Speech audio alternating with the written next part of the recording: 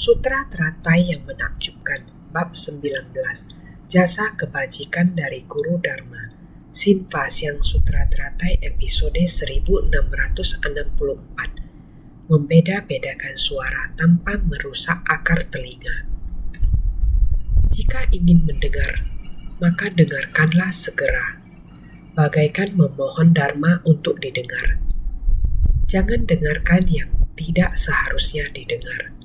Semua yang didengar harusnya sesuai dengan Dharma. Suara tidak boleh membelah telinga. Tidak dikaburkan oleh segala suara. Baik bergerak atau diam tetap leluasa. Barulah akar telinga tidak rusak. Bisakah dimengerti? Kita harus tahu mendengarkan suara. Kita harus memohon Dharma untuk didengar. Artinya kita harus mendengar suara Dharma Sang Tathagata. Inilah yang perlu kita hayati dengan bersungguh hati. Jangan dengarkan yang tidak seharusnya didengar. Apa yang tidak perlu didengar jangan dengarkan. Yang perlu didengar adalah hal-hal yang sungguh-sungguh sesuai dengan suara Dharma. Oleh karena itu, jika tidak perlu dilihat, kita tidak perlu melihat. Jika tidak perlu didengar, kita tidak perlu mendengar. Dan jika tidak perlu berkata-kata, kita juga tidak perlu berbicara. Jadi inilah aturan yang harus kita ikuti. Prinsip kebenaran yang sama. Kita tidak perlu mendengarkan yang tidak seharusnya didengar. Yang perlu kita dengar adalah suara yang membawa kita kepada Dharma.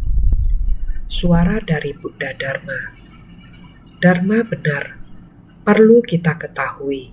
Suara sedemikian banyak. Bagaimana kita mendengarnya? Meskipun terdapat banyak suara berbeda, tidak peduli dari mana suara berasal. Tetapi suara yang bising ini juga tidak dapat mengganggu akar telinga kita. Kita senantiasa merasa lingkungan ini sungguh kacau. Di lingkungan yang begitu kacau, bagaimana kita mendengar Dharma? Di lingkungan ini, begitu banyak orang sangat bising. Bagaimana kita dapat membina diri, yaitu termasuk dalam kekacauan, keributan, dan bising. Tidak dapat mendengar Dharma, juga tidak bisa membina diri. Jika kita selalu berpikir seperti ini, dan memilih-milih lingkungan kita, membina diri memerlukan tempat yang hening, tempat yang tidak kacau dan tidak bising, barulah kita dapat membina diri. Jika orang menunggu hingga ketika membina diri akan sangat santai, bebas dan tidak ada hal yang perlu dilakukan. Sedemikian tenang. Batin saya tidak ada kerisauan. Sangat santai. Apakah ini dapat disebut sebagai pembinaan diri? Jika batin kita sungguh tidak ada kerisauan, maka kita harus tidak menyimpan rasa bersalah dalam hati. Ini barulah benar-benar tidak ada kerisauan. Jika kita masih memiliki rasa bersalah dalam hati, menghindar dari lingkungan, tenang meskipun lingkungan luar sangat tenang, dapat menghindar sesaat, namun tidak dapat menghindar seumur hidup. Bukan hanya tidak dapat menghindar seumur hidup, kita juga tidak dapat menghindarinya di kehidupan mendatang. Kita harus tahu hukum sebab akibat. Pada masa lampau, apapun sebab yang kita hadapi, apapun kondisi yang kita ciptakan, dan buah yang kita hadapi saat ini, kita harus bagaimana menerimanya. Sebelum menghirup Dharma terdapat kerisauan. Setelah mendengar Dharma, Dharma memutar pikiran kita. Bukan hanya tahu akan Dharma, masih harus bertobat atas kesalahan di masa lampau. terdapat lingkungan dan orang yang harus kita hadapi. Kita harus berani menghadapinya, mengungkapkan penyesalan, bertobat. Jika kita tidak tahu apakah itu orang atau lingkungan yang selalu membuat kita menderita dan menderita, akan tetapi jika memahami Dharma, kehidupan yang menderita sekalipun ternyata karena sebab dan kondisi di masa lalu mendatangkan buah penderitaan yang saya hadapi. Saya telah mengetahuinya. Saya rela menghadapinya. Lingkungan ini, baik ataupun buruk, saya harus menghadapinya. Pada masa lalu, saya perhitungan dengannya. Di masa lalu, saya memiliki kerisauan. Banyak kegelapan batin di tengah lingkungan. Saat ini saya sudah tahu akan Dharma. Di dalam lingkungan seperti ini, bagaimana saya memutar kondisi batin saya supaya dapat dengan rela untuk menghadapi lingkungan. Hal buruk seperti apa yang datang, saya harus tetap tenang. Terima saja. Setelah kita menerimanya, keburukan seperti apapun, menerima segala hal yang datang, saya masih berkata sangat bersyukur. Saya akhirnya melewati satu hari, melewati satu masalah, melewati ujian yang sulit. Saya telah menghapus satu karma. Demikian baru benar-benar disebut pertobatan dalam kehidupan. Menghapus sebab akibat. Benih sebab yang diciptakan di masa lalu, buah karma yang akan diterima di masa mendatang. Masa lalu adalah masa lalu, saat ini adalah saat ini. Benih sebab di masa lalu sudah diciptakan. Buah karma masa sekarang mesti diterima. Setelah menerimanya, seumur hidup saya ini tidak lagi menciptakan benih yang tidak baik. Seumur hidup ini tidak lagi menjalin jalinan jodoh buruk. Saya melihat kembali ke belakang. Saya menciptakan benih baik. Saya menjalin jodoh baik. Ini adalah kehidupan saya saat ini. Setelah mendengarkan Dharma, mengubah pemikiran saya. Saya saat ini menciptakan untuk kehidupan mendatang. Batin saya saat ini damai leluasa. Ini namanya damai leluasa terhadap kehidupan mendatang. Saya tidak memiliki kekhawatiran, terlepas dari benih sebab dan buah akibat. Tidak ada kekhawatiran lagi, seperti melihat sebuah cerita pada tahun awal Republik Cina. Master Tan Su mendengar ada seorang istri yang sangat kaya. Dia sangat sedih. Karena apa? Dia sangat merindukan suaminya yang sudah meninggal. Tidak bisa melepas. Sangat ingin mengetahui dia ada di mana. Sudah pergi kemana? Sangat ingin tahu keberadaannya saat ini. Saat itu ada seseorang yang memperkenalkannya orang asing. Seorang dari Prancis. Dia berkata, jika pergi berbicara dengannya, dia bisa mencari suami kamu. Dia sungguh mengundangnya. Orang Perancis ini, beliau berkata, tuliskan nama suami kamu untukku. Lalu ia pun segera menulis nama suaminya. Orang Perancis ini melakukan praktik di sana.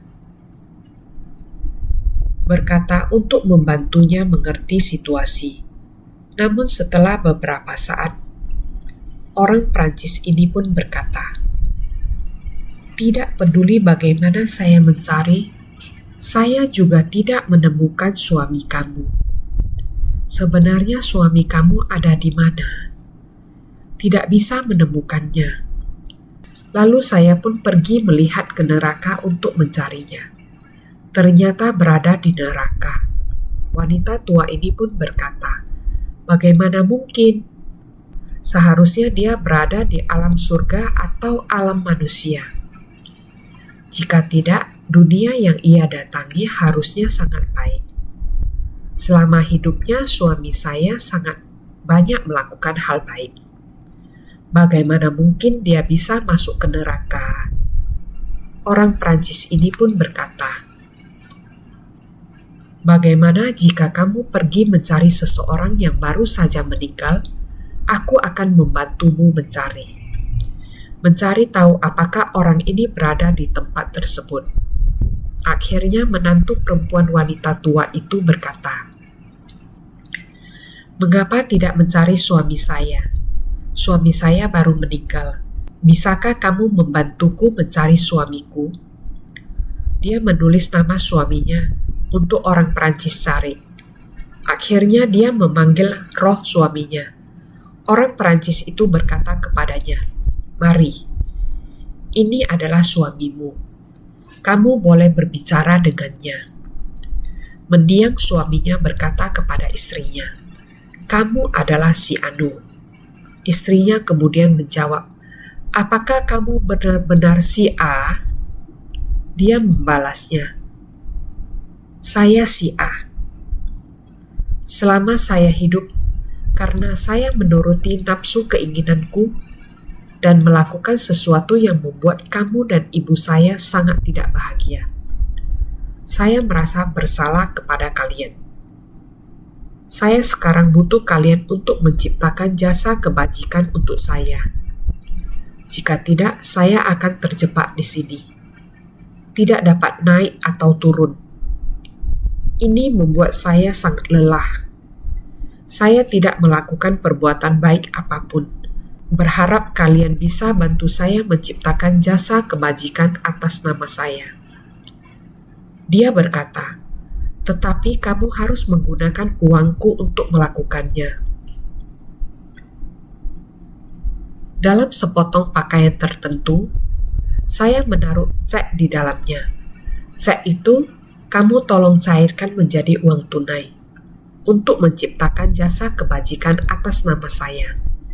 Ketika dia pergi cari, dia benar-benar menemukan cek itu yang jumlahnya cukup besar. Uang itu juga tidak sedikit. Dia berkata, "Jika demikian, saya akan menciptakan jasa kebajikan atas namamu." Kemudian mereka menangis di sana. Menantu menangis dan orang itu suami juga menangis. Ibu ini mengeluarkan suara dan berkata, "Apakah kamu tidak melihat di mana ayahmu berada? Dia adalah ayahmu. Sejak kamu meninggal hingga saat ini, apakah kamu tidak bertemu dengan ayahmu?" Dia berkata, "Saya tidak dapat menemukan ayah saya ketika saya tiba. Saya mendengar bahwa ayah saya telah pergi ke neraka." "Neraka? Mana mungkin? Dia melakukan begitu banyak hal baik." Dia berkata, "Meskipun ayah saya melakukan banyak hal baik selama hidupnya, namun suatu kali ketika mengalami banjir besar di suatu provinsi dan banyak orang menderita kelaparan. Saat itu, Kaisar, karena saat itu adalah tahun-tahun awal Republik Tiongkok, pada saat itu masih dinasti Qing. Dia berkata, saat itu ayah saya dipercayakan oleh Kaisar dan diutus untuk memberikan bantuan bencana. Namun dia mengambil semua uang yang diterimanya dari kas negara. Ratusan ribu korban meninggal karena kelaparan, kedinginan, dan meninggal. Karena dosa ini, dia masuk neraka setelah meninggal." Ibu tua ini lalu mengeluarkan suara dan berkata, "Tapi dia biasanya melakukan banyak hal baik. Mengapa tidak bisa menggantikan hal ini?" Anak yang berada di alam akhirat ini kemudian menjawab, "Hukum karma. Hal baik yang dilakukan demikian banyak adalah sedikit demi sedikit. Ibu yakin terhadap Buddha, mempengaruhi Bapak untuk melakukannya. Namun korupsi kas negara membuat demikian banyak orang mati kelaparan. Dosa ini sangat berat. Hukum karma tidak bisa menggantikannya." Ini adalah sepenggal cerita terjadi pada akhir dinasti Qing dan tahun-tahun awal Republik Tiongkok. Jadi kita harus meyakini hukum karma. Kita mendengar suara yang bagaimana, pada kondisi yang bagaimana. Kita seharusnya mengikuti sebab dan kondisi tersebut. Kondisi yang bagaimana? Apakah itu yang kelebihan atau keburukan? Kita harus menerima semuanya. Menerima kondisi ini. Kita harus bagaimana untuk merubah pikiran kita. Merubah niat pikiran diri kita sendiri. Di masa lalu adalah hukum karma yang demikian. Sekarang dalam kondisi buah balasan karma ini, merubah kondisi batin kita. Merubah kerisauan menjadi bodhi. Inilah baru benar-benar di dalam hiruk pikuk. Di antara begitu banyak orang, kita menyesuaikan dengan kondisi orang yang begitu banyak semacam ini untuk mengubah pikiran kita. Ini disebut masuk ke dalam kerumunan. Masuk ke dalam kerumunan membimbing para makhluk. Di dalam kerumunan sangat bising, tetapi batin kita sangat tenang dan tenteram. Batin kita sangat sukacita. Di dalam kerumunan bersumbangsi untuk orang lain. Jadi tidak peduli suara di sekeliling bagaimanapun bisingnya, hingga bisa memekakkan telinga kita, membuat telinga kita merasa sangat tidak nyaman. Mendengar suaranya sangatlah menderita. Saya beberapa waktu ini adalah demikian. Tidak peduli apakah itu suara manusia atau suara dari luar. Suara apapun yang masuk ke dalam akar indera telinga akan terasa bergetar hingga sangat sulit untuk diterima. Meskipun tidak bisa menerima, hari-hari juga harus dilewati. Hal yang harus dihadapi juga mesti dihadapi. Telinga ini terasa seperti dibelah dengan pisau. Terasa seperti ada sesuatu di dalam yang sedang mengoprak-aprik. Perasaan semacam itu sangatlah tidak nyaman. Jadi suara bising, jika ada satu dari fungsi tubuh kita yang tidak selaras, salah satu sistem urat saraf tertentu bermasalah, juga mesti mengatasinya dengan sangat bersungguh hati. Terkadang memang benar-benar sulit untuk diatasi. Ketika sedang berbicara, saya akan mengatakan, ayo kita pindah ke sini. Suara di sana benar-benar mengganggu. Ketika sebuah mobil lewat, bukan hanya suara mobilnya, tetapi suara mobil yang lewat itu berubah menjadi suara gendang yang sangat keras. Suara itu akan masuk dan mengguncang. Itu adalah sesuatu yang tidak bisa diatasi. Bahkan suara kita sendiri yang sedang berbicara pun membuat kita merasa terganggu. Apa yang harus dilakukan untuk menghadapi ini dalam jangka panjang? Tetap harus diatasi. Apapun yang dikatakan tidak ada gunanya. Ini harus diatasi. Begitulah karma ini. Kita harus mengatasi niat hati kita dengan cara seperti ini. Meskipun kita begitu dekat, ketika kita berbicara tentang kondisi tubuh atau perasaan kita, kalian tetap tidak bisa benar-benar memahaminya. Di belakang terdengar suara mobil yang bergemuruh. Telinga saya sangat sensitif terhadap suara ini. Suara sensitif itu juga sangat keras. Maka dari itu kita juga demikian. Hati tetap harus sangat jelas. Meskipun suara itu datang mengganggu akar indera telinga kita, mengganggu kita sangat banyak. Ketika menyangkut suara gemuruh ini, meskipun seperti suara yang memekakkan telinga, saya tetap harus sama, tidak dikaburkan oleh segala suara. Suara ini tetap tidak membuat kita bingung. Bagaimanapun berisik tetap saja berisik. Suara manusia.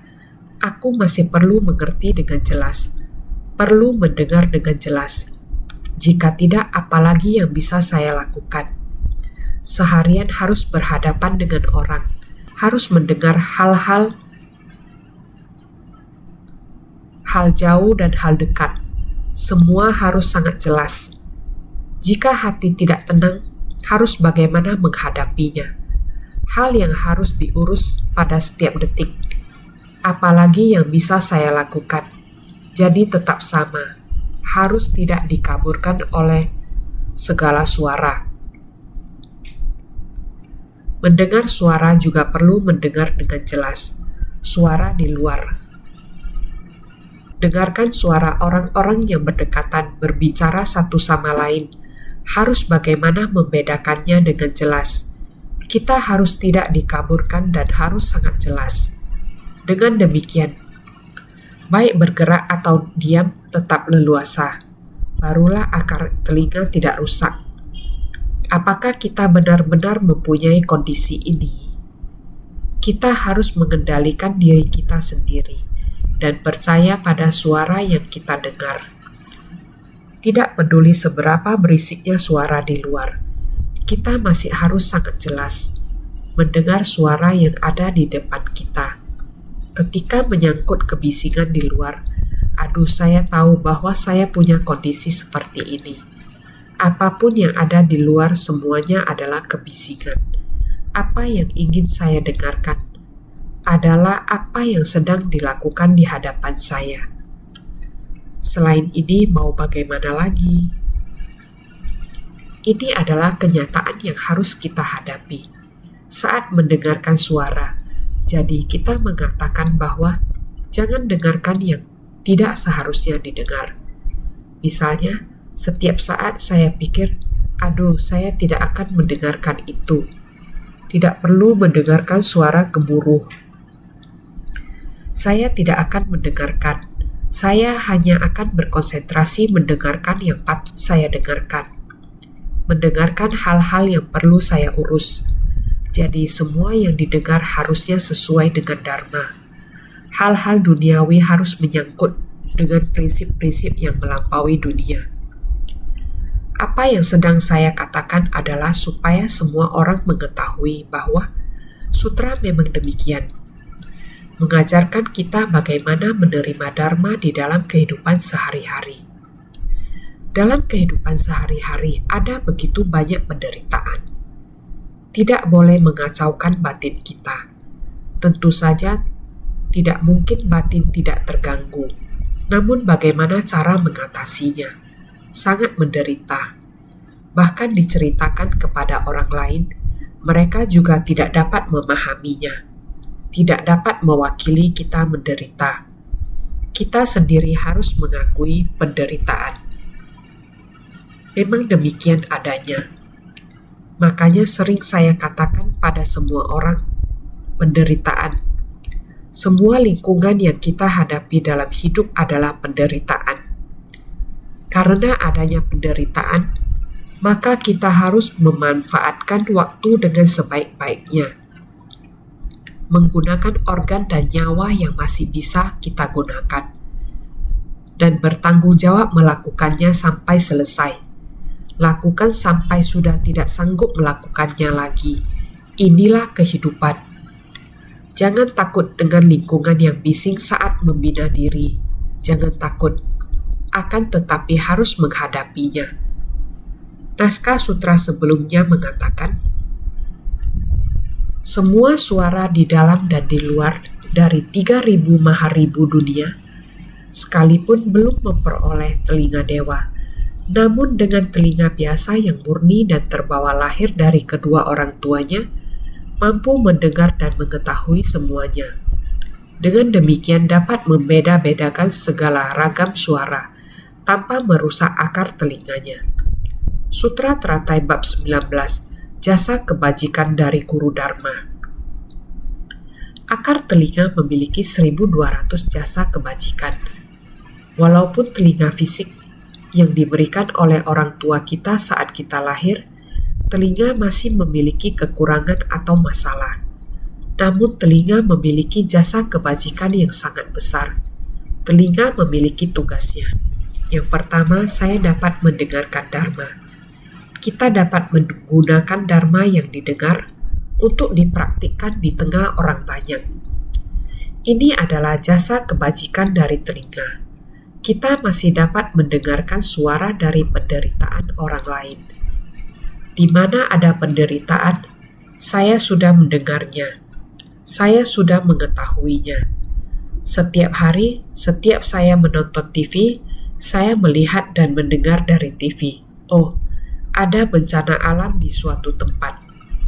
Saya cepat-cepat memanggil orang dan berkata, "Cepat tanyakan situasi dan kondisinya. Di tempat itu terjadi gempa bumi. Di sana terjadi angin topan.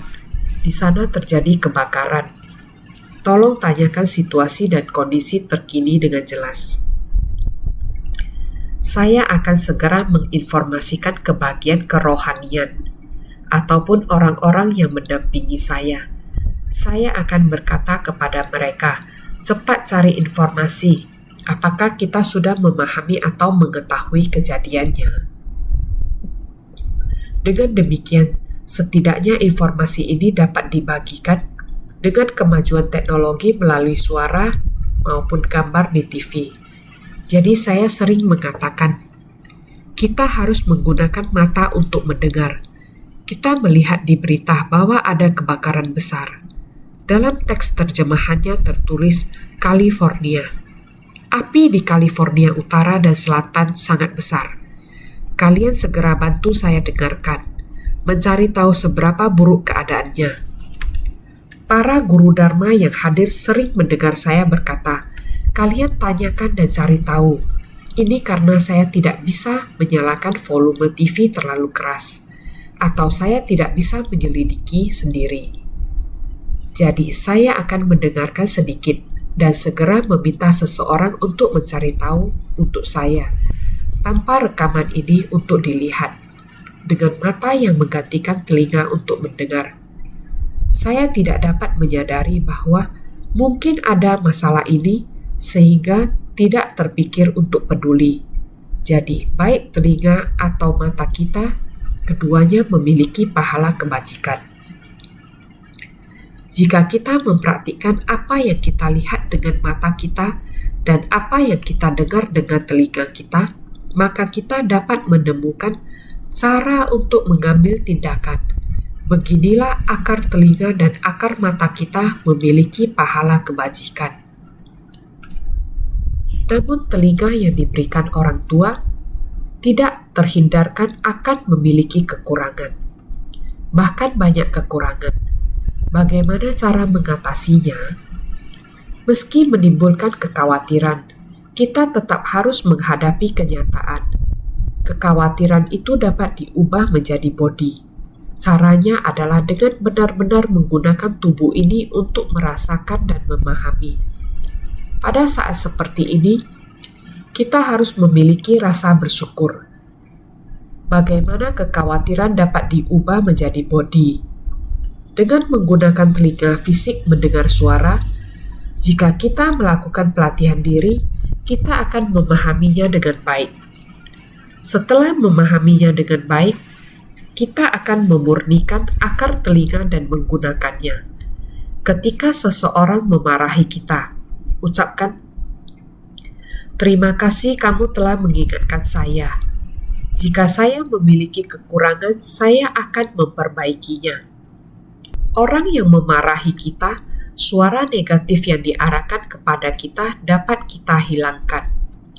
Dan berterima kasih terhadap apa yang diingatkan kepada kita. Ini yang disebut kemurnian. Inilah yang disebut berpengertian. Selama hati kita murni, apapun suara yang kita dengar, dengan pemahaman Dharma yang kita miliki, kita bisa mengolahnya dengan baik. Itulah cara kita memahami Dharma dan mengaplikasikannya di kehidupan ini. Prinsip yang sama berlaku. Oleh karena itu, saya sering mengingatkan semua orang untuk memiliki rasa syukur. Apapun lingkungan atau situasi yang kita hadapi, kita harus selalu bersyukur. Oleh karena itu, dengan telinga biasa yang murni, mampu mendengar dan mengetahui semuanya. Masih dengan telinga biasa, juga harus mendengar suara dunia. Hal yang bermasalah harus dihapuskan, sehingga akar telinga kita menjadi murni. Jika tidak, ketika masa tua, beragam jenis suara yang terdengar ataupun tidak terdengar, semua ini adalah penyakit. Mendengar suara buruk, suara raungan, semua ini sangatlah normal. Apa yang harus kita lakukan? Kita harus memurnikannya. Inilah yang sulit dilakukan.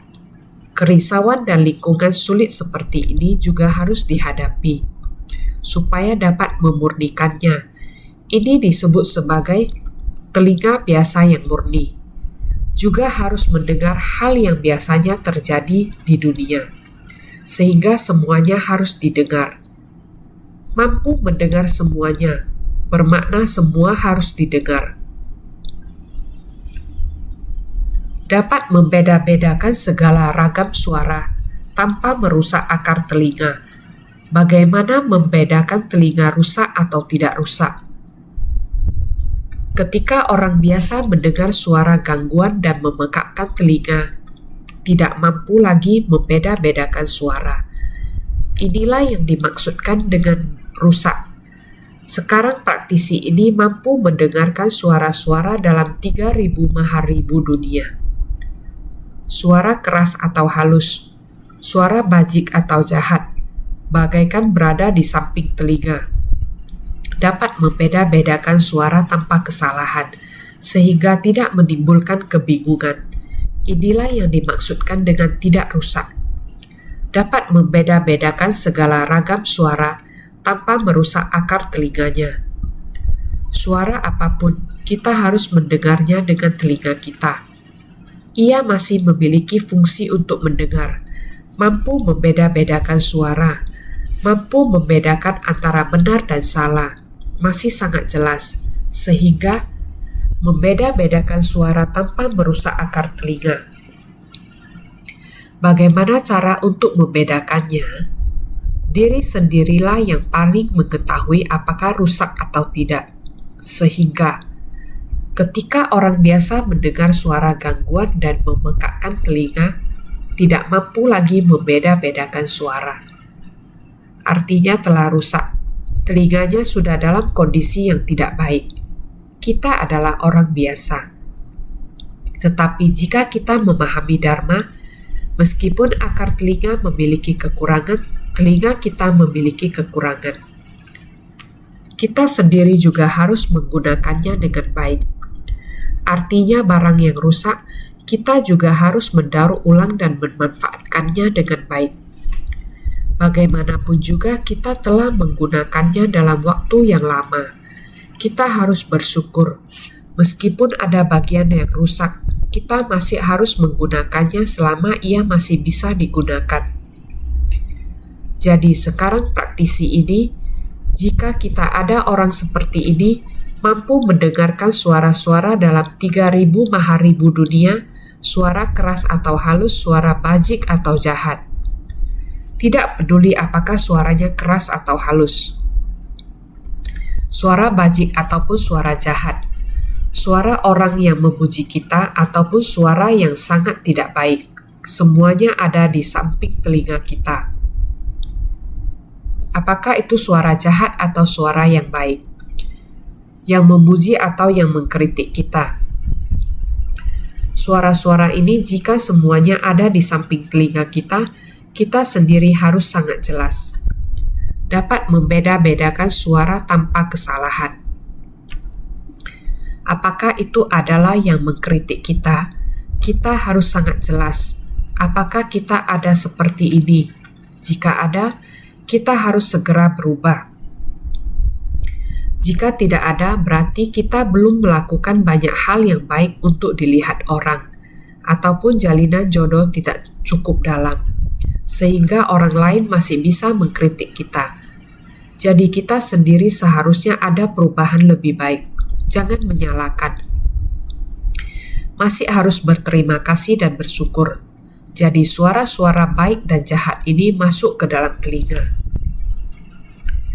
Di samping telinga kita harus bisa membeda-bedakan.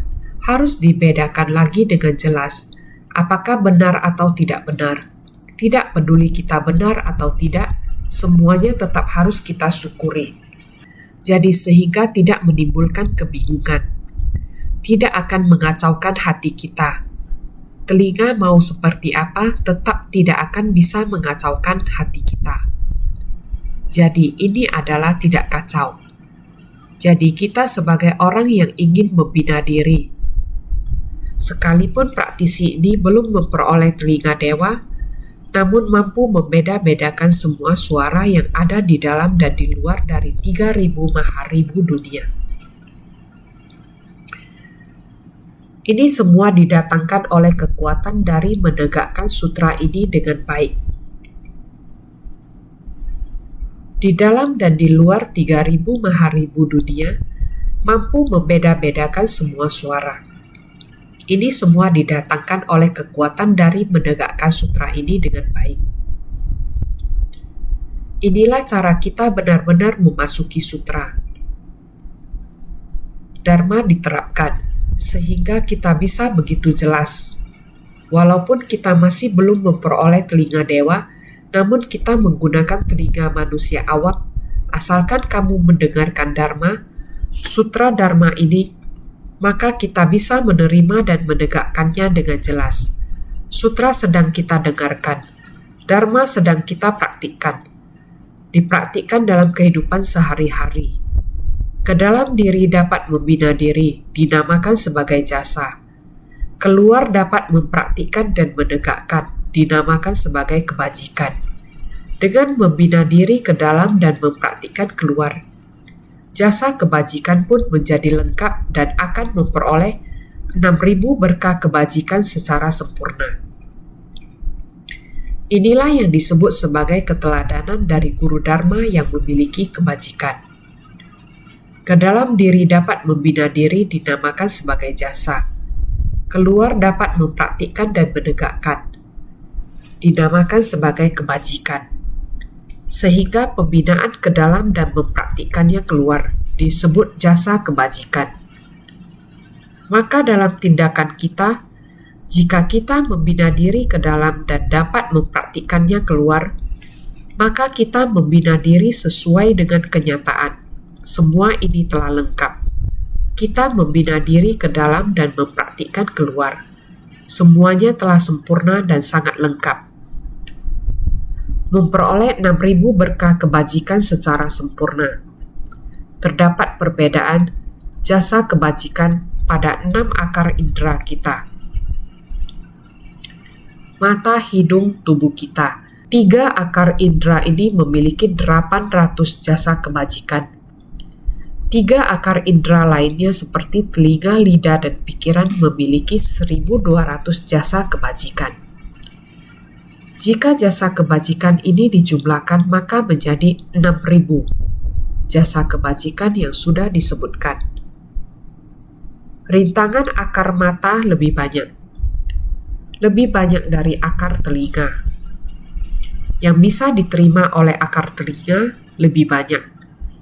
Kemampuan untuk membeda-bedakan dan yang dapat dipergunakan lebih banyak dari mata. Maka itu kita harus memanfaatkan baik yang luar maupun yang dalam. Kita jangan melakukan perbuatan jahat. Itu adalah memutarbalikkan kerisauan. Ketika mata melihat wujud rupa, kita harus segera berputar dari keserakahan terhadap wujud rupa ini, agar sumber daya tersebut dapat dipakai untuk membantu orang lain, seperti suami dari nenek tua itu. Walaupun sehari-harinya juga melakukan kebajikan, namun ketika kerajaan meminta dia untuk membantu orang yang berada di dalam kas negara, uang yang sangat banyak sudah diberikan kepadanya. Seharusnya dia segera pergi menolong orang. Jika dia melakukan itu, membeli barang-barang keperluan untuk menolong orang, ini adalah jasa kebajikan. Namun ketika melihat uang yang banyak dan barang-barang untuk menanggulangi bencana begitu banyak, semuanya dianggap milik sendiri. Ini adalah menciptakan karma buruk. Maka mata melihat barang, hati dan pikiran ikut berputar. Bagaimana kita berputar? Jika berputar ke arah yang benar, yang bajik, maka akan menjadi jasa kebajikan. Jika berputar ke arah yang salah, yang jahat, itu adalah karma buruk. Oleh karena itu, jasa kebajikan dari kita semuanya tergantung pada perbuatan dari 6 akar indera kita. Oleh karena itu, kita harus bersungguh hati. Kehidupan manusia dengan memanfaatkan 6 akar indera yang kita pinjam dan kesadaran pikiran melakukan pembedaan. Semua yang dilakukan tiada lain adalah mengenai masa lalu kita, masa sekarang, dan akan terbawa sampai ke masa yang akan datang. Hukum sebab akibat ini tidak pernah lalai. Sehingga demikian, kita harus sangat bersungguh hati, harus mendengar dharma, harus membaca sutra. Ketika akan mulai di ruang utama, kita harus segera. Orang sangat banyak, walaupun sangat sibuk, masuk ke ruang utama. Memberikan penghormatan kepada Buddha merupakan hal yang wajar. Kita seharusnya ada 2 tugas yang harus dilakukan. Ini disebut membaca sutra. Walaupun kamu akan merasa kebaktian pagi dan sore, hanya kebaktian pagi dan sore. Saya bukan pergi melafalkan sutra. Mungkin sesudah sebulan akhirnya melafalkan sutra Sitigarbha atau melafalkan pertobatan air. Baru mengumpulkan orang banyak dan semua orang baru berdatangan. Bukan. Kebaktian pagi setiap pagi merupakan sutra, baik untuk melafalkan sutra Suranggama atau kamu melafalkan sutra lain. Kita setiap hari di Kriya Cingsi ada lahan pelatihan demikian, membuat kita bisa sering melafalkan sutra makna tanpa batas. Ini karena lahan pelatihan kita sangat khusus. Sebenarnya kebaktian pagi kalian juga sama.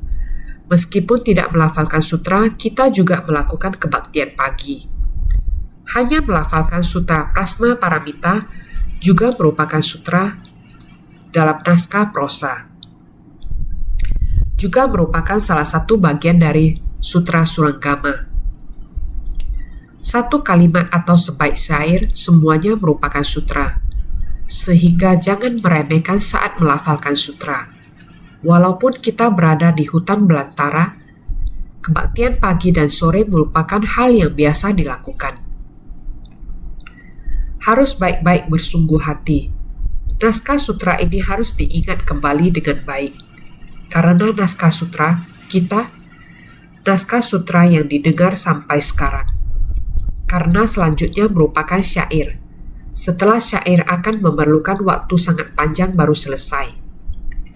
Sehingga berharap semua orang dulu baik melafalkan bab jasa kebajikan dari Guru Dharma atau dulu melafalkan bab jasa kebajikan dari turut bersukacita. Kita harus baik-baik bersungguh hati. Setiap bab ke-19, bab ke-18, bab ke-17, bab ke-16, semuanya bisa kembali diingat, maupun sampai bab pendahuluan. Kita harus terus mengingat. Sutra teratai sangat panjang, tetapi jangan lupa setelah didengar, sehingga harus senantiasa lebih bersungguh hati.